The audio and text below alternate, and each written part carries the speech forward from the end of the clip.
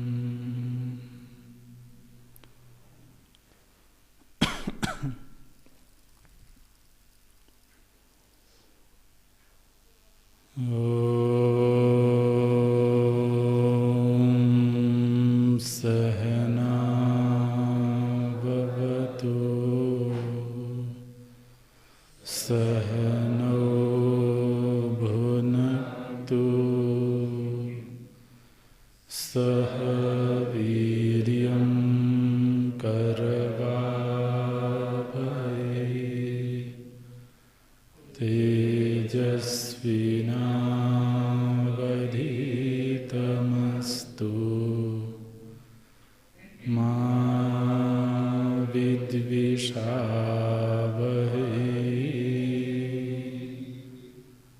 ॐ शान्तिः शान्तिः शान्तिः।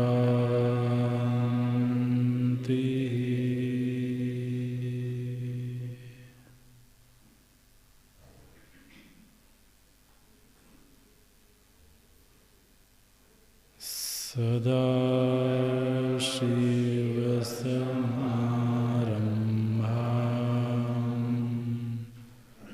शङ्कराचार्यमध्यमाम्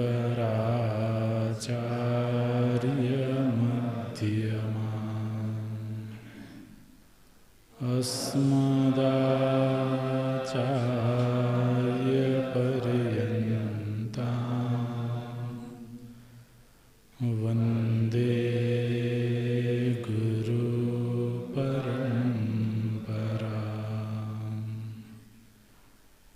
शङ्करं शङ्कराचार्यं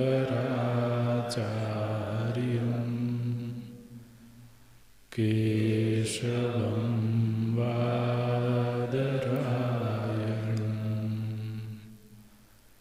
सूत्रभाष्यकृतौ वन्दे भगवन्तौ पुनः पुनः भगवन्तौ पुनः पुनः।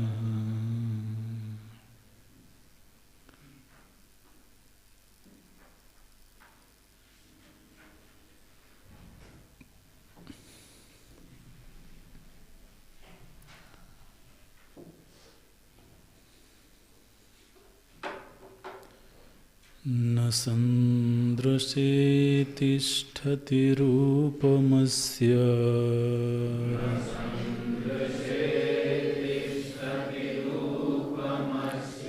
न चक्षुषा पश्यति कश्चनैनम्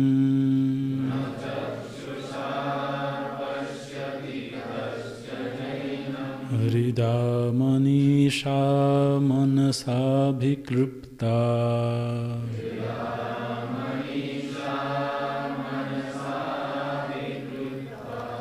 य एतद्विदुरमृतास्ते भवन्ति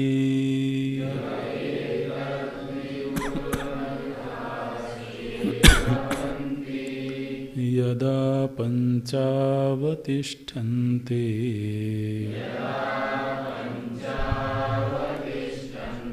ज्ञानानि मनसा सह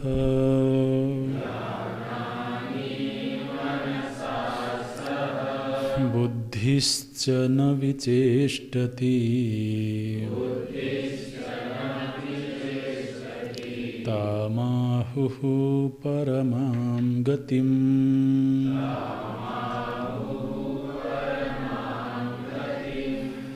तां योगमिति मन्यन्ते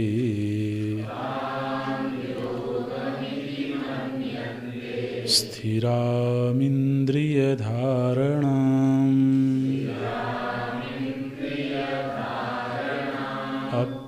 अप्रमत्तस्तदा भवति योगो हि प्रभवाप्ययौ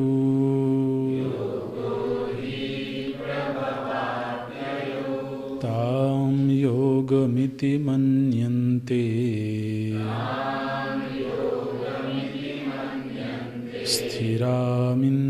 स्थिरामिन्द्रियधारणाम् अप्रमत्तस्तदा भवति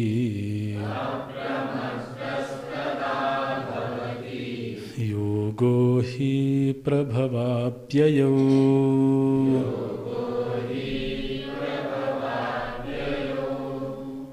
ताम् ईदृशीम् अवस्थां योगमिति मन्यन्ते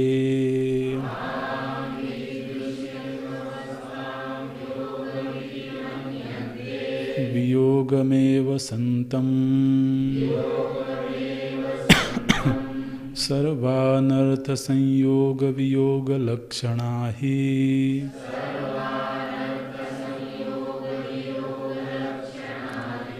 इयम् अवस्था योगिनः एतस्यां हि अवस्थायाम् अविद्याध्यारोपणवर्जितः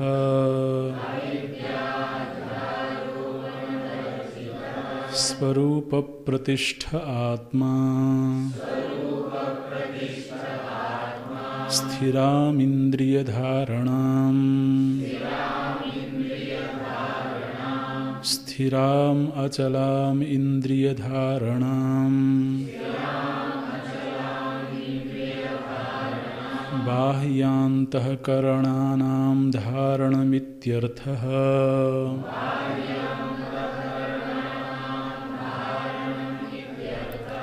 अप्रमत्तः प्रमादवर्जितः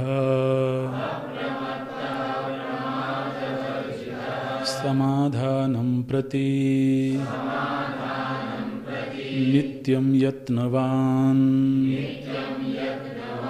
तदा तस्मिन् काले यदैव प्रवृत्तयोगः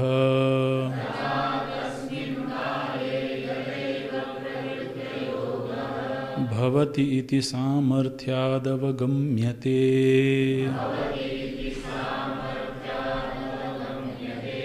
न हि बुद्ध्यादिचेष्टाभावे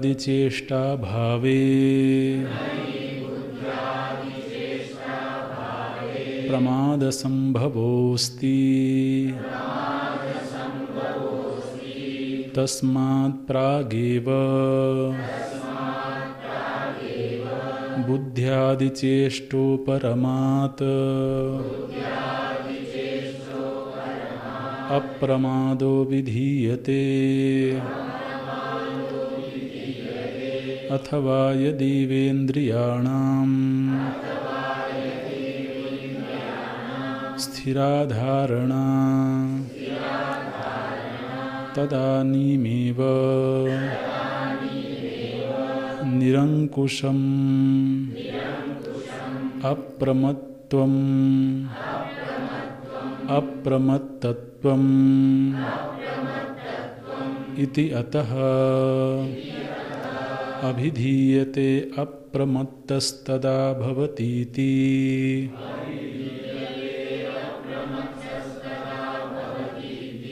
कुतः योगो हि यस्मात् प्रभवाप्ययौ प्रभव अप्ययौ उपजन अपाय धर्मकः इत्यर्थः। अतः अपाय परिहाराय अप्रमादः कर्तव्य इत्यभिप्रायः।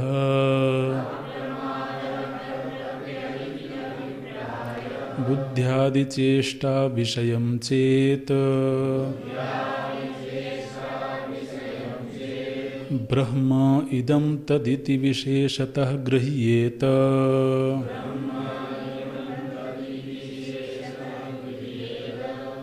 ब्रह्म इदं तद् इति विशेषतो गृह्येत। बुद्ध्यादि उपरमे च ग्रहणकारणाभावात्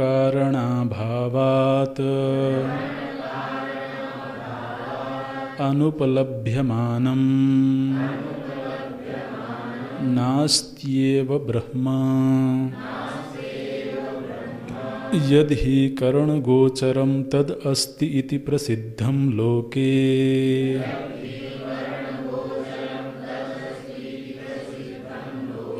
विपरीतं च असद् इति अतश्च अनर्थको योगः अनुपलभ्यमानत्वाद्वा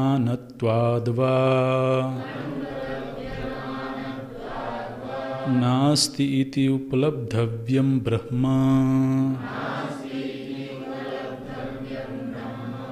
इत्येवं प्राप्त इदमुच्यते।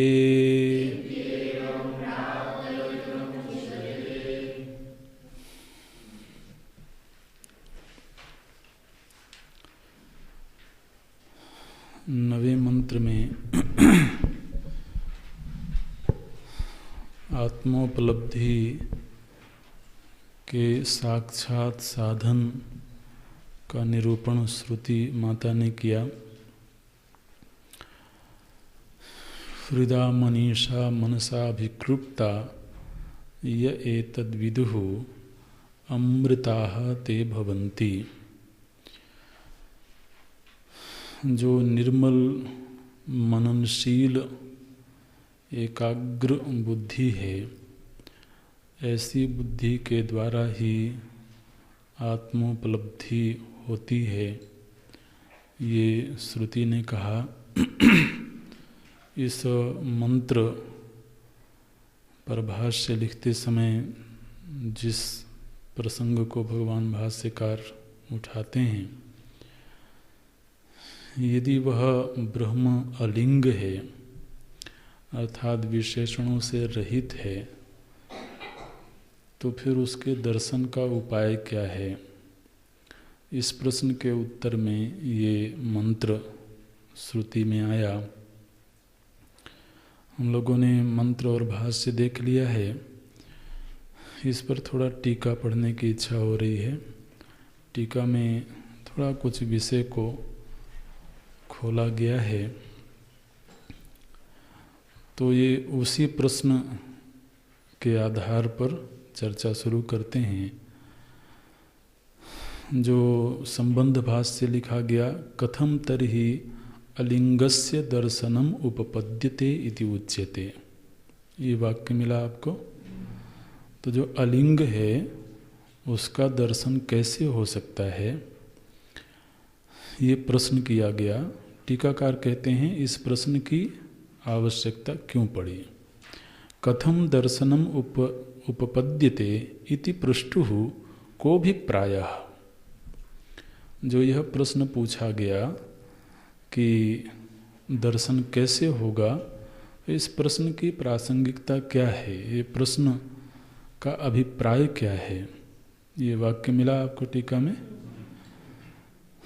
तो इसमें दो विकल्प दिखाई देते हैं। किम विषयतया दर्शनम वक्तव्यम। मैंने जब ये प्रश्न पूछा गया कि उसका दर्शन कैसे हो सकता है, तो क्या पूछने वाला ये कहना चाहता है कि जिस तरीके से किसी रूप आदि विषय का दर्शन होता है, उसी तरीके से तो ब्रह्म का दर्शन कैसे हो सकता है? तो क्या उसको विषय बना करके दर्शन करने की इच्छा पूर्वक प्रश्न किया जा रहा है? उत अविषयैव दर्शनोपायो वाच्य, अथवा प्रश्न करने वाला यह जानते हुए कि वह दर्शन का विषय नहीं हो सकता है, तो दर्शन का विषय नहीं होने पर भी उसको जानने का उपाय क्या है, ये पूछना चाहता है। दो विकल्प। प्रश्न क्या था कि दर्शनम कथम उपपद्यते, दर्शन कैसे होगा उसका। तो ये जो प्रश्न पूछने वाला है, क्या उसके मन में ये भाव है कि उसको दृश्य बना करके कैसे उसका दर्शन किया जाएगा, अथवा ये जानते हुए कि वो दृश्य नहीं बन सकता है, फिर भी उसके जानने का उपाय क्या है, ये जानने की इच्छा है। अब इसमें प्रथम विकल्प का तो निषेध किया श्रुति ने। प्रथमम प्रति आह न संदृश्य इति। तो प्रथम विकल्प था, उसका श्रुति ने निषेध किया। निषेध किया माने किस तरह से निषेध किया?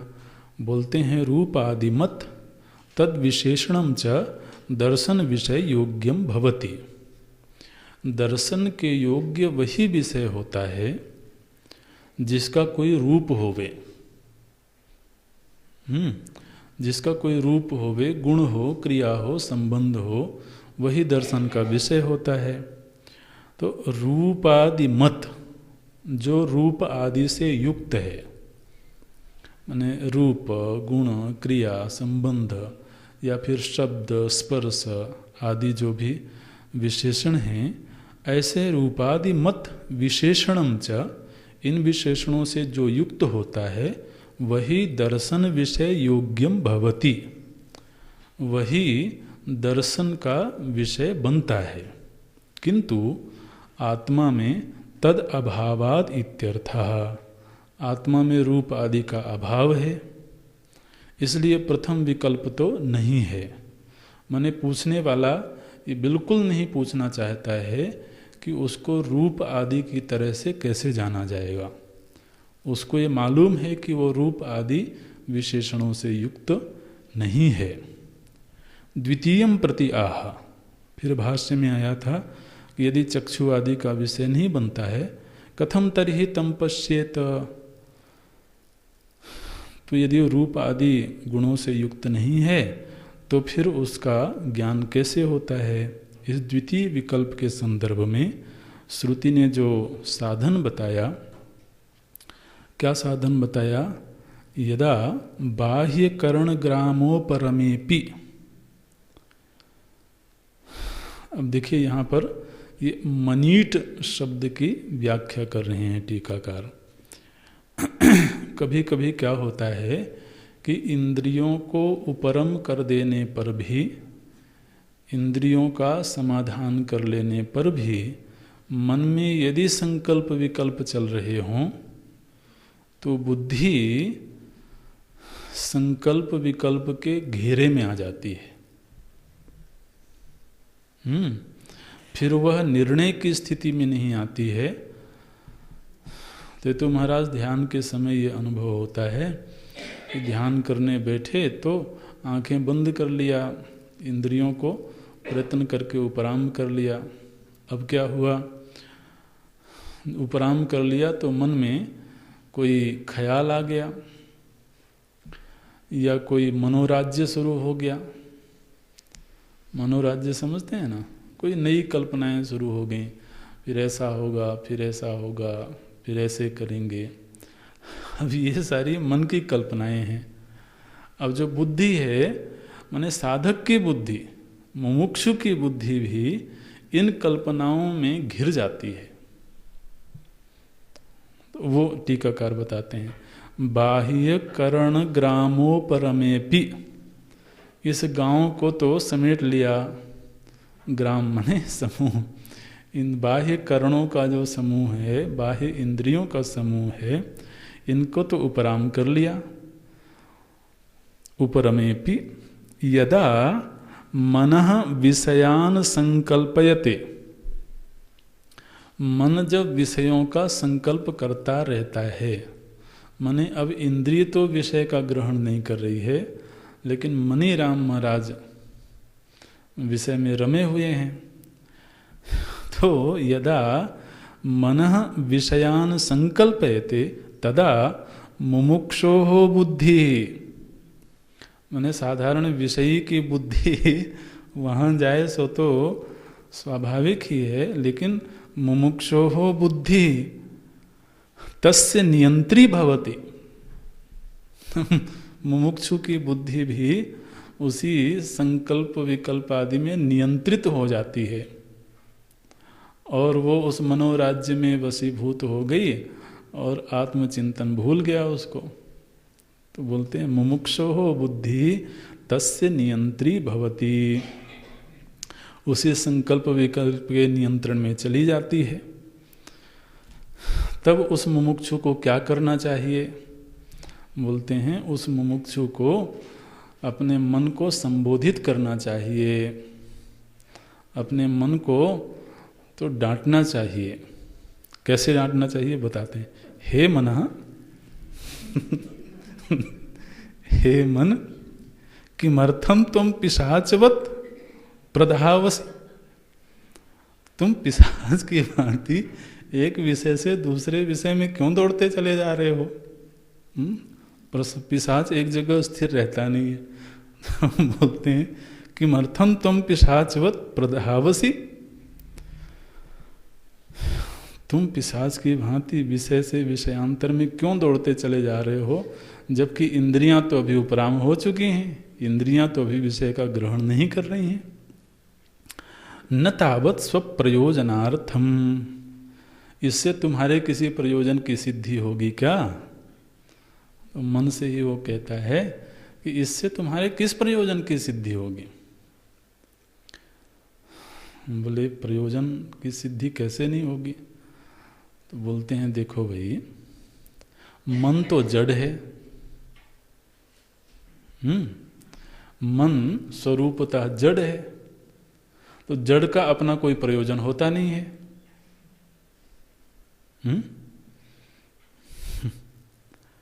और जो चेतन है वो निष्प्रयोजन है,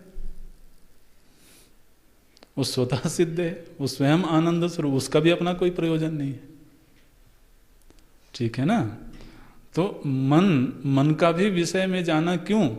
मन जड़ है तो उसका अपना कोई प्रयोजन है नहीं, फिर विषय में क्यों जा रहा है?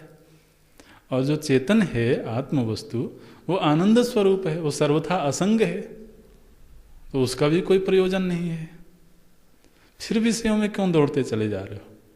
अब जब निष्प्रयोजन प्रवृत्ति होगी तो उसको क्या कहेंगे? पिशाचवत ही कहेंगे। ऐसे बोलते हैं। तब वो अपने मन को ही संबोधित करता है, तब जड़त्वात्, तुम तो जड़ हो, इसलिए प्रयोजन संबंध अनुपपत्ते है विषयाणाम, विषयों में तुम्हारे किसी प्रयोजन की सिद्धि हो नहीं सकती है, क्योंकि जड़ में तो कोई प्रयोजन होता ही नहीं है। दूसरा क्षयिष्णुत्वादि दोष दुष्टानाम, और ये जो विषय हैं ये क्षय आदि के दोषों से युक्त हैं, इसलिए अगर मिल भी जाएंगे तो उनका क्षय हो जाएगा। तो एक तो तुम जड़ हो तो तुम्हारा कोई प्रयोजन है नहीं, इसलिए तुम्हारी प्रवृत्ति निरर्थक है, और जिन विषयों की ओर तुम दौड़ रहे हो वो विषय भी क्षय आदि धर्मों से युक्त हैं, इसलिए दोष दुष्टानाम संबंधेन प्रयोजन अनुपपत्ते है। तो विषयों से संबंधित होने का कोई प्रयोजन दिखाई नहीं देता है। बोले अच्छा मन जड़ है तो उसका अपना कोई प्रयोजन नहीं है, कोई बात नहीं, और चेतन में तो प्रयोजन है। बोले नापि चेतनार्थम, और चेतना के लिए भी विषय का कोई प्रयोजन नहीं है। क्यों? तस्य असंगत्वात्, चेतन का विषय के साथ कभी संग हुआ ही नहीं। वो तो जिस समय विषय का ग्रहण होता है उस समय भी महाराज चेतन तो सर्वथा असंग ही है। इसलिए तस्य असंगत्वात् परमानंद स्वभावत्वाच्च, और चेतन परम आनंद स्वरूप है, इसलिए उसको अपने आनंद के लिए विषय की कोई आवश्यकता है नहीं। इति, इस तरीके से बुद्धि जब मन को समझाती है,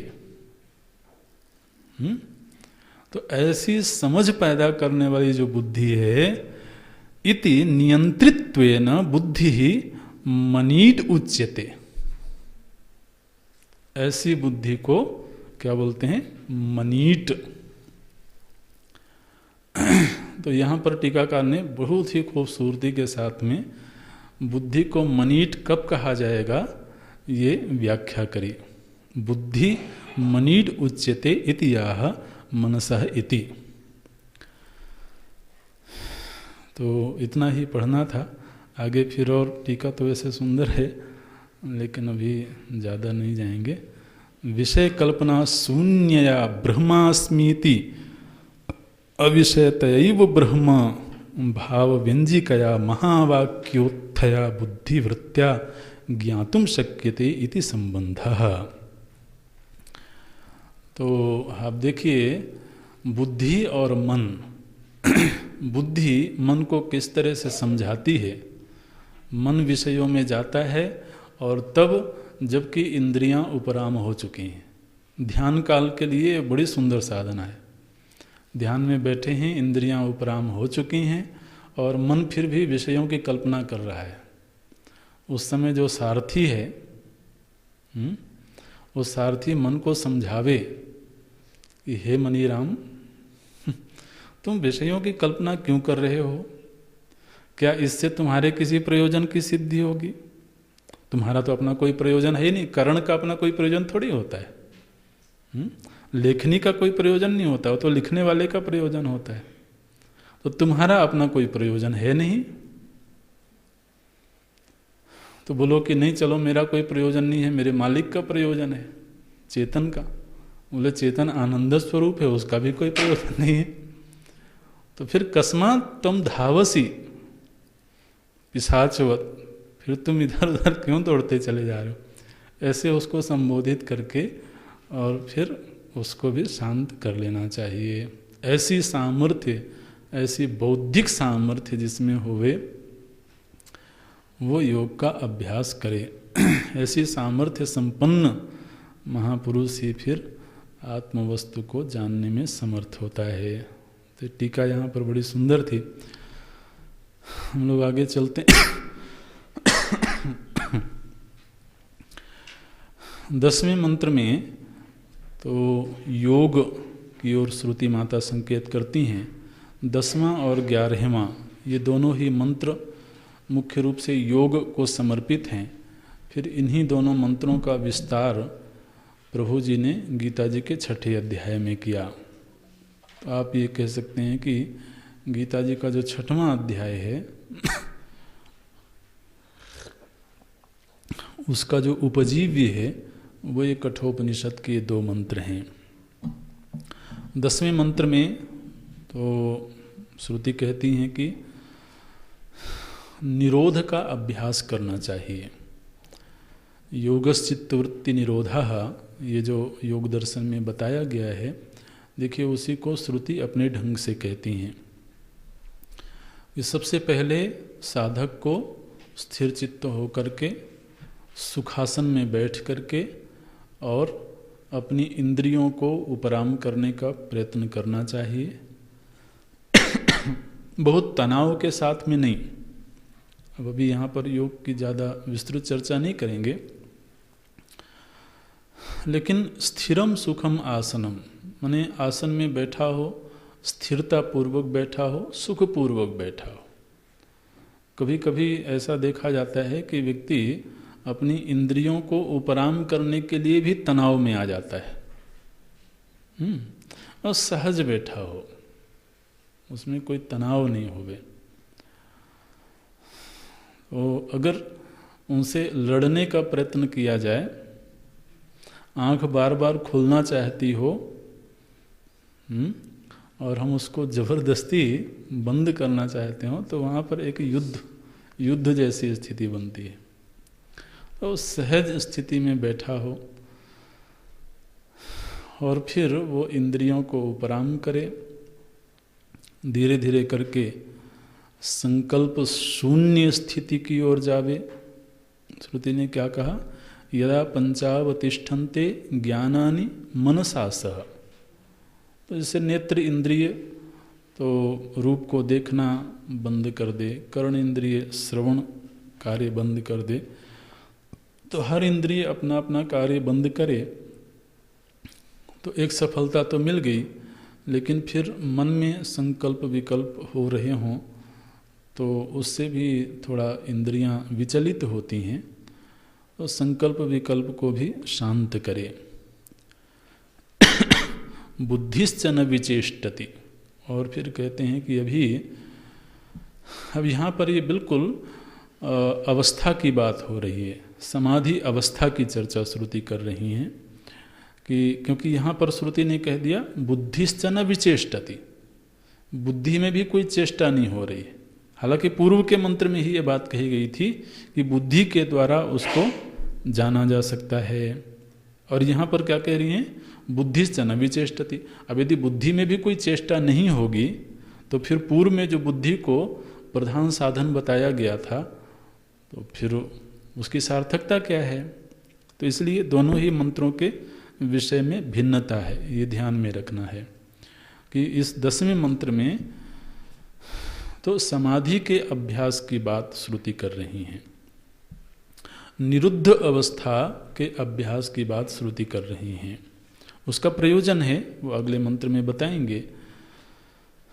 तो जिस समय पर जागृत अवस्था तो होवे, लेकिन इंद्रिय और अंतःकरण शांत हो गए हों, उपरम हो गए हों, श्रुति कहती हैं ताम आहु परमाम गतिम। अगले मंत्र में बोलते हैं ऐसी जो निरुद्ध अवस्था है, ध्यान रखें फिर से बोल रहे हैं, ये अवस्था की चर्चा हो रही है। ऐसी जो निरुद्ध अवस्था है उसको योग कहते हैं। ताम योगम इति मन्यन्ते। ताम अवस्थाम, उस अवस्था को माने उस चित्त की उस निरुद्ध अवस्था को योगम इति मन्यन्ते, उसको योग कहते हैं। तो अब देखिए ये तो श्रुति में ये बात आ गई ना, फिर श्रुति से ही तो हमारे दूसरे दर्शनों में चर्चा होती है। योग की परिभाषा योग दर्शन में क्या की गई? योगस चित्तवृत्ति निरोधा है ना। तो जहाँ पर अब चित्तवृत्ति निरुद्ध तभी होगी जब इंद्रियों का निरोध होवे। इंद्रियां व्यवहार कर रही हों तो चित्तवृत्ति का निरोध कैसे होगा?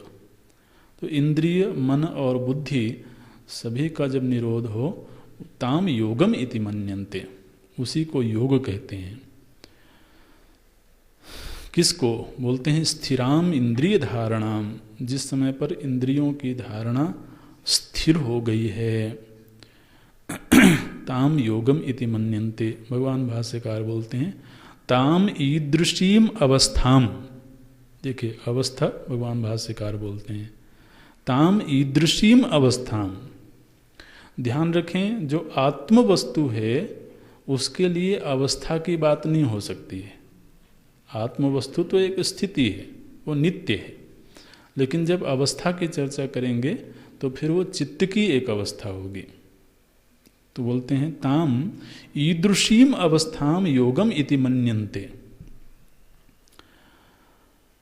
लेकिन बात तो सच्चाई ये है कि योग नहीं है, ये वियोग है। कहा तो गया कि ये योग है, चित्त की यह जो निरुद्ध अवस्था है ये योग की अवस्था है, लेकिन हकीकत क्या है? बोले वियोगम एवं संतम, ये वास्तव में है तो वियोग। वियोग कैसे है भाई? अब देखिए, नेत्र को रूप से अलग कर दिया गया तो वियोग हो गया ना। नेत्र का कार्य तो रूप को देखना है, रूप और नेत्र का आपस में संबंध है। अब रूप से अगर नेत्र को जुदा कर दिया जाए तो वियोग तो हो गया बेचारे का। तो नेत्र से रूप वियुक्त हो गया, कर्ण इंद्रिय से शब्द का वियोग हो गया, सारी इंद्रियों से उनके उनके विषयों का वियोग हो गया। मन का कार्य है संकल्प विकल्प करना, संकल्प विकल्प से मन का वियोग हो गया।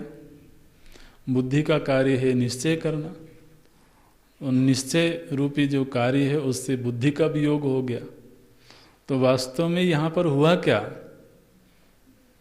बोले वियोग ही हुआ है। किसी के साथ योग तो नहीं हुआ, किसी से जाकर के जुड़े तो नहीं। यहाँ पर सभी अपने अपने विषयों से वियुक्त हुए हैं, इसलिए वियोगम एव संतम। वियोग हुआ, क्यों वियोग करवाया गया? क्योंकि सर्व अनर्थ संयोग वियोग लक्षणा ही अयम अवस्था योगिनः। क्योंकि हकीकत ये थी कि जी इंद्रिय और मन आदि जिनसे वियुक्त थे वो सब के सब अनर्थ के कारण थे। इसलिए अनर्थ के कारण रूप जो विषय थे उनसे वियोग करवा दिया गया। योगी क्या करता है? बोले योगी योग का कार्य नहीं करता, वो वियोग का कार्य करता है। देखिए जी, अब आप गीता जी से मिलाइए। तम विद्धि दुख संयोग वियोगम योग संगीतम। वहां पर प्रभु जी ने कहा कि वियोगम योग संगीतम, वियोग की ही योग संज्ञा है, किसी से वियोग कर देना ही योग है। ये गीता जी में प्रभु जी के द्वारा दी गई परिभाषा। वियोगम योग संगीतम, किसका वियोग? बोले दुख से जो संयोग हो रखा है। दुख से संयोग तो पहले से ही सिद्ध है। दुख आता कहाँ से है? विषयों से ही आता है। तो विषयों से आने वाला जो दुख है, उस दुख से और उन विषयों से संयोग तो महाराज अनादि सिद्ध है। अज्ञान के कारण ये संयोग अनादि सिद्ध है। अब करना क्या है? बोले कि इनसे वियोग कर लेना चाहिए। ये देखिए, विषयों की ऐसी साजिश है, इन्होंने हमारा अपने आप से संयोग कर लिया और हमको हमसे ही जुदा कर दिया।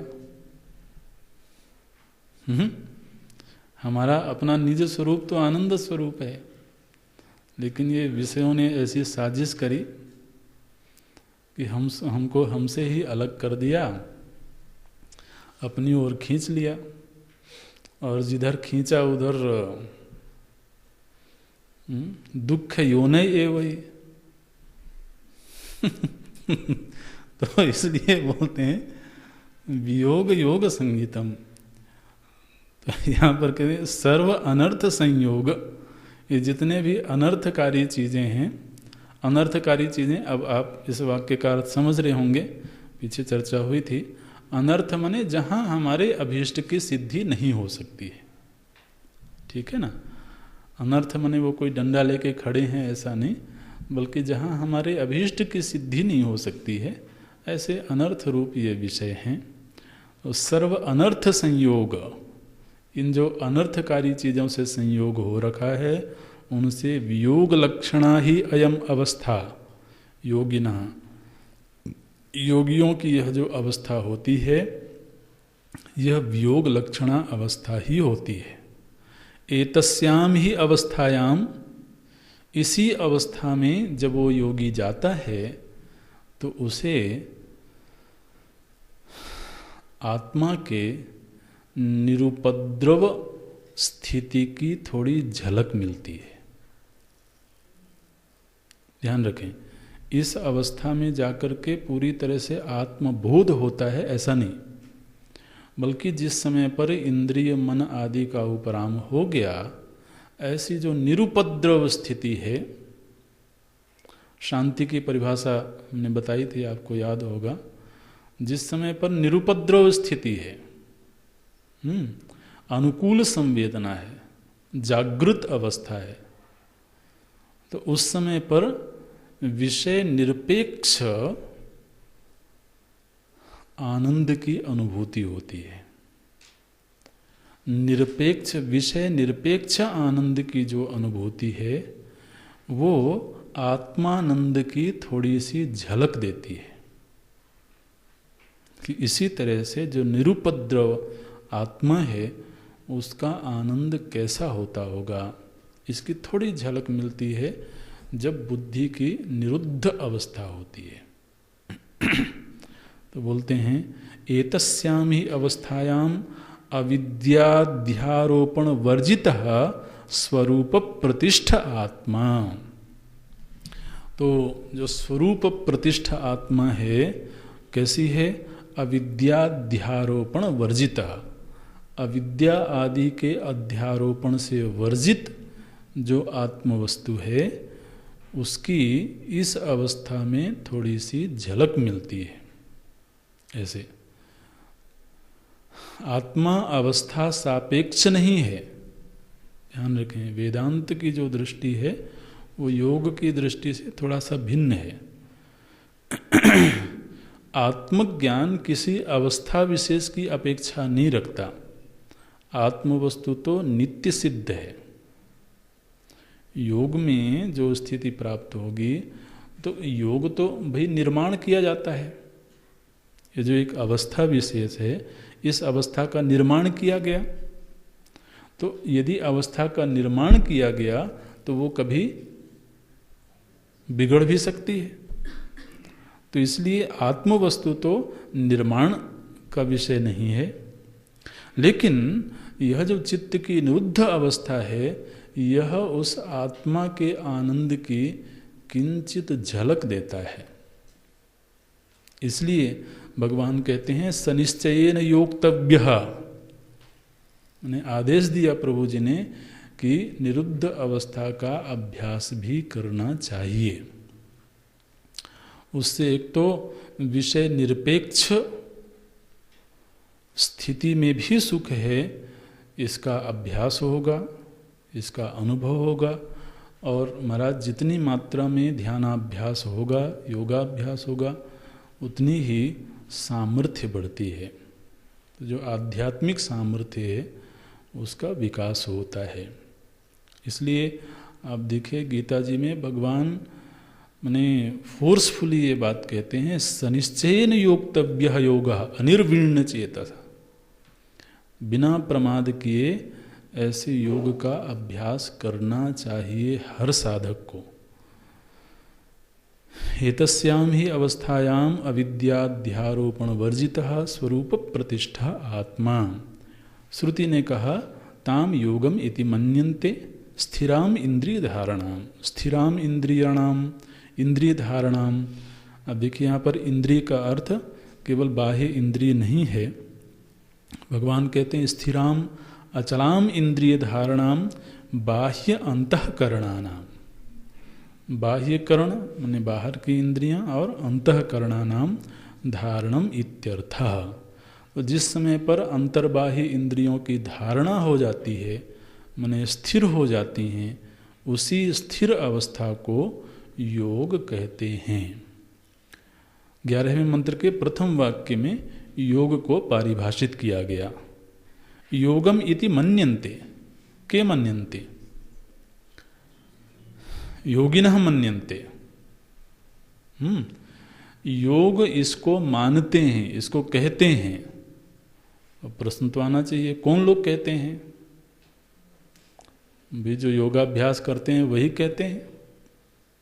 कोई विषयी व्यक्ति थोड़ा कहेगा, उसको पता ही नहीं है कि योग क्या होता है। तो योगिनः एवं मन्यन्ते, किसको योग कहते हैं? बोले स्थिराम इंद्रिय धारणाम योगम इति मन्यन्ते, ताम अवस्थाम योगम मन्यन्ते। और जब ऐसे योग की सिद्धि किसी को हो जाती है तब अप्रमत्तः तदा भवति। श्रुति ने कहा तभी वह साधक प्रमाद रहित हो जाता है। अभी अप्रमत्तः शब्द के भाष्यकार दो अर्थ करते हैं। पहले बोलते हैं अप्रमत्तः प्रमाद वर्जितः, प्रमाद रहित हो जाना चाहिए। यहाँ पर एक विधान, पहले तो विधान की बात करते हैं, विधीयते आगे आएगा। बोलते हैं साधक को प्रमाद रहित होना चाहिए। किसके प्रति प्रमाद रहित होना चाहिए? समाधानम प्रति, समाधान के विषय में। समाधान माने ध्यानाभ्यास के प्रति। तो मानो कि श्रुति हमें ये आदेश कर रही है, सुझाव दे रही हैं कि हे साधक, समाधान के प्रति कभी भी प्रमाद नहीं करना चाहिए। प्रमाद वर्जितः समाधानम प्रति, ध्यानाभ्यास का जब समय हो तो अवश्यमेव ध्यानाभ्यास करना चाहिए, किसी के कहने से नहीं, किसी के करवाने से नहीं। बोले तब तो और भी कभी नहीं करेंगे। कम से कम करवाने से कर लें तो ही बहुत है। तो वो तो अपनी दिनचर्या में शामिल होना चाहिए, जितना भी हो, 5 मिनट 10 मिनट में संकल्प पूर्वक। बोले आपने तो कहा था संकल्प रहित होना चाहिए। भैया ध्यानाभ्यास का संकल्प कर लो, विषय के प्रति संकल्प रहित होने की बात करते हैं। तो संकल्प पूर्वक नित्य प्रति ध्यानाभ्यास करना चाहिए। 1 बार 2 बार 3 बार जितनी बार भी बैठ सके, चाहे भले कुछ भी ना होवे। कई बार लोग कहते हैं कि ध्यान में बैठते हैं कुछ होता नहीं है। अरे कुछ नहीं होता तब भी बैठो, वो बैठते रहने से ही कुछ होने लगेगा। ऐसे वो बोलते हैं प्रमाद वर्जितः समाधानम प्रति नित्यम यत्नवान, प्रतिदिन यत्न करना चाहिए।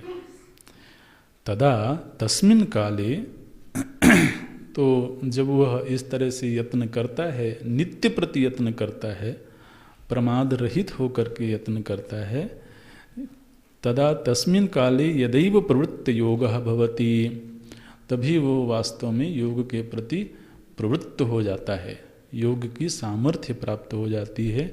ऐसे प्रकरण के सामर्थ्य से यही अर्थ दिखाई देता है।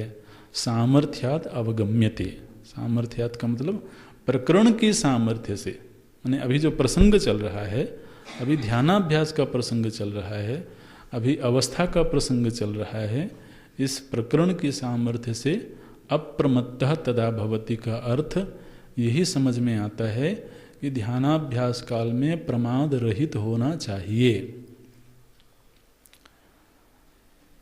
बोले श्रुति ने तो कहा था कि अप्रमत्तः तदा भवति, वो प्रमाद रहित हो जाता है, और आप कह रहे हो कि प्रमाद रहित होने का अभ्यास करना चाहिए। ये दोनों वाक्यों में भेद दिख रहा है। वो प्रमाद रहित हो जाता है, वो तो किस स्थिति की बात हुई, और आप कह रहे हो कि आपको यत्नवान, आपको अप्रमत्त होने का प्रयत्न करना चाहिए। भगवान भाष्यकार कहते हैं, देखो जिस समय बुद्धि की चेष्टा शांत हो गई, उस समय तो वैसे भी प्रमाद का कोई प्रसंग नहीं है। भाई निषेध कब किया जाता है? जब उसकी संभावना दिख रही हो। अब कोई शांत चित्त बैठा हो और उसको उपदेश किया जाए, देखो हिंसा मत करना, भाई वहां हिंसा की संभावना नहीं तो निषेध वाक्य क्यों बोला जाएगा? तो लेकिन जहां हिंसा की संभावना हो, जब ये उपदेश किया जाता है कि देखो क्रोध नहीं करना चाहिए, तो ये उपदेश किसको किया जाता है? जहाँ क्रोध की संभावना हो। अब जहाँ संभावना ही नहीं है वहाँ निषेध वाक्य भी नहीं बोला जाएगा। नहीं बोलते हैं आगे वाक्य देखिए, नहीं बुद्धियादि चेष्टा अभावे, जिस समय पर बुद्धि आदि की चेष्टा का अभाव हो गया, माने बुद्धि आदि निरुद्ध हो गए, तब प्रमादः संभवः अस्ति, न पीछे से आएगा। तो बुद्धि आदि की चेष्टा शांत हो गई तो फिर प्रमाद की संभावना ही नहीं है। तस्मात्, इसलिए प्राग एव बुद्ध्यादि चेष्टा उपरमात्, जिस समय पर बुद्धि की चेष्टा का उपराम नहीं हुआ है, उन्हें जिस समय पर बुद्धि शांत नहीं हुई है, उसी समय पर प्रमाद की संभावना हो सकती है। इसलिए तस्मात् प्रागेव बुद्ध्यादि चेष्टा उपरमाद अप्रमादो विधीयते, उसी समय के लिए अप्रमाद का विधान किया जा रहा है। फिर भगवान भाष्यकार जी को लगा कि श्रुति का अर्थ शायद ठीक हुआ नहीं, क्योंकि श्रुति ने तो यही कहा था कि अप्रमत्तस्तदा भवति, वहाँ पर भवति शब्द आया था कि वो अप्रमाद से युक्त हो जाता है, बोलते हैं अथवा। अब फिर और थोड़ा प्रौढ़ अर्थ करते हैं, अथवा यदैव इंद्रियाणाम स्थिराधारणा, जिस समय पर इंद्रियों की स्थिरता हो जाती है, तदानीमेव, उसी समय पर। अब यहाँ पर अप्रमत्तः शब्द विधान के अर्थ में नहीं है, माने कोई विधान नहीं किया जा रहा है, बल्कि ऐसी स्थिति प्राप्त हो जाती है, उस स्थिति की ओर श्रुति संकेत कर रही है। जिस समय पर इंद्रियां स्थिर हो गईं, उपराम हो गईं, तदानीमेव निरंकुशम अप्रमत्तत्वम, उसी समय पर निरंकुश अप्रमाद की स्थिति प्राप्त हो गई। माने जो प्रमाद है उसका पूरी तरीके से शमन हो गया, प्रमाद राहित्य की प्राप्ति हो गई। एक तो प्रमाद होता है, बहुत प्रमाद है, आदमी ने प्रयत्न किया, अप्रमत्त स्थिति प्राप्त हो गई, लेकिन अब वो अप्रमत्त स्थिति कब तक रहेगी इसकी कोई संभावना नहीं है। तो बीच बीच में अंकुश लग जाता है, बीच बीच में वो स्थिति खंडित हो जाती है। लेकिन जिस समय पर बिल्कुल चेष्टा रहित निरुपद्रव समाधि की अवस्था प्राप्त हुई, उस समय पर अप्रमाद जो है वो निरंकुश हो गया, माने उस समय अप्रमाद स्थिर हो गया, प्रमाद की संभावना समाप्त हो गई। तदानीमेव निरंकुशम अप्रमत्तत्वम इति अतः अभिधीयते। अब यहाँ पर विधीयते नहीं है, विधीयते माने विधान करना, अभिधीयते माने स्थिति का निर्वचन करना। अब ये संस्कृत के शब्दों का अपना अर्थ है। अभिधीयते अप्रमत्तस्तदा भवति इति, उस समय पर सहज ही अप्रमत्त स्थिति की प्राप्ति हो गई। तो इस योग को अप्रमत्त स्थिति क्यों बोल रहे हैं? क्योंकि यह जो योग है, यह योग ही आनंद को प्रदान करने वाला है, और यह योग ही आनंद से दूर करने वाला है। बोले अच्छा, देखिए श्रुति में क्या शब्द है, योगो ही प्रभव अप्ययौ। प्रभव माने उत्पन्न करना, प्रदान करना, और अप्ययौ माने उसको छिपा देना। तो जो योग है, ये योग ही आनंद को उत्पन्न करता है, और योग ही आनंद को छिपा देता है। बोले ये कैसे हुआ भाई? इसको ऐसे समझें कि जैसे किसी को कंपनी में कोई नौकरी चाहिए, और उसकी उस नौकरी को पाने की योग्यता है स्नातक, ग्रेजुएशन। तो अब किसी के पास में स्नातक की डिग्री है तो उसको वो नौकरी मिल गई, ठीक। और किसी के पास में स्नातक की डिग्री नहीं है तो नौकरी नहीं मिली। तो स्नातक की डिग्री नहीं होना, स्नातक का जो अभाव है उसने नौकरी से वंचित कर दिया। तो नौकरी से किसने वंचित किया? स्नातक ने, लेकिन स्नातक के अभाव ने। स्नातक का भाव होगा तो चीज मिल जाएगी, और स्नातक का अभाव होगा तो नहीं मिलेगी।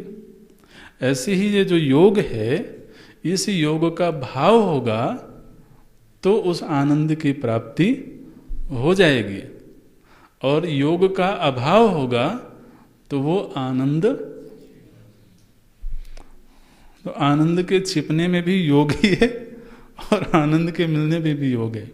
एक जगह योग का भाव है और एक जगह योग का अभाव है, ऐसे कहते हैं। आप देखिए, कुतः योगो ही यस्मात् प्रभव अप्ययौ, प्रभव अप्ययौ, यस्मात्, चूंकि यह जो योग है यह प्रभव और अप्यय देने वाला है। प्रभव और अप्यय माने उपजन अपाय धर्मकः। उपजन माने प्राप्त होना, अपाय माने छूट जाना। तो यह जो योग है यही उस स्थिति को, स्वरूप प्रतिष्ठा आत्मा पहले शब्द आया था, उसको प्रदान करने वाला है, और इसके अभाव में वो चीज छूट जाती है। इति अर्थः, अतः अपाय परिहाराय, माने योग के अभाव में वह आनंद छूटने न पावे। क्या वाक्य बना रहे हैं? अतः अपाय परिहाराय अप्रमादः कर्तव्यः इति अभिप्रायः। योग का अभाव होगा तो उस आनंद की स्थिति प्राप्त नहीं होगी, और योग का अभाव कब हो जाएगा? जब प्रमाद रहेगा।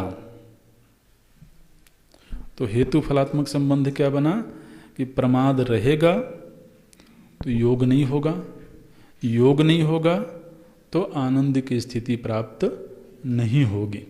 इसलिए श्रुति कहती हैं कि प्रमाद मत करो। प्रमाद नहीं करेंगे तो योग की स्थिति बनेगी, योग की स्थिति बनेगी तो आनंद की स्थिति की अनुभूति होगी। इसलिए अपाय परिहाराय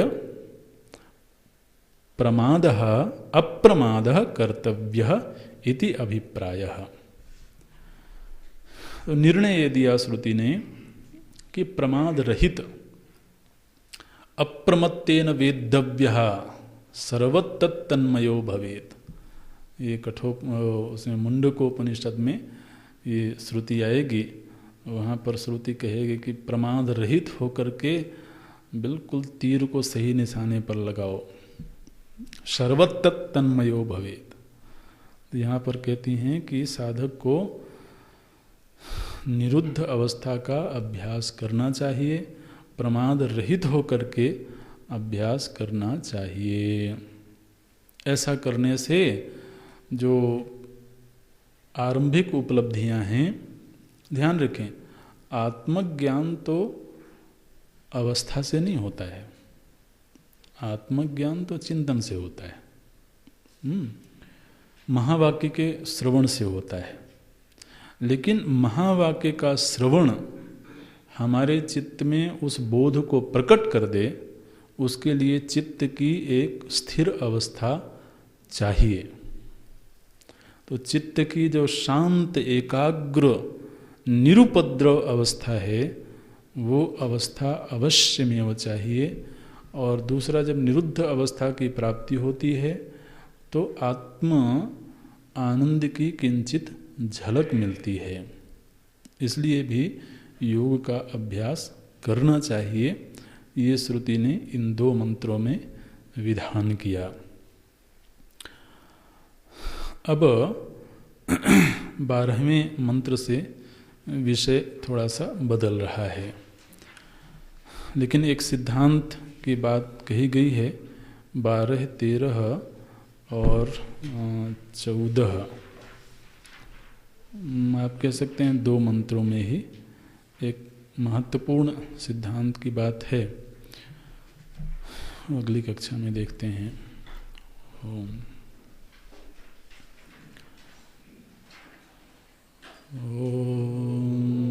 पूर्णमदः पूर्णमिदं पूर्णात् पूर्णमुदच्यते पूर्णस्य पूर्णमादाय पूर्णमेवावशिष्यते।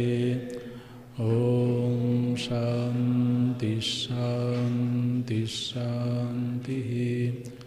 हरिः ॐ। श्री गुरुभ्यो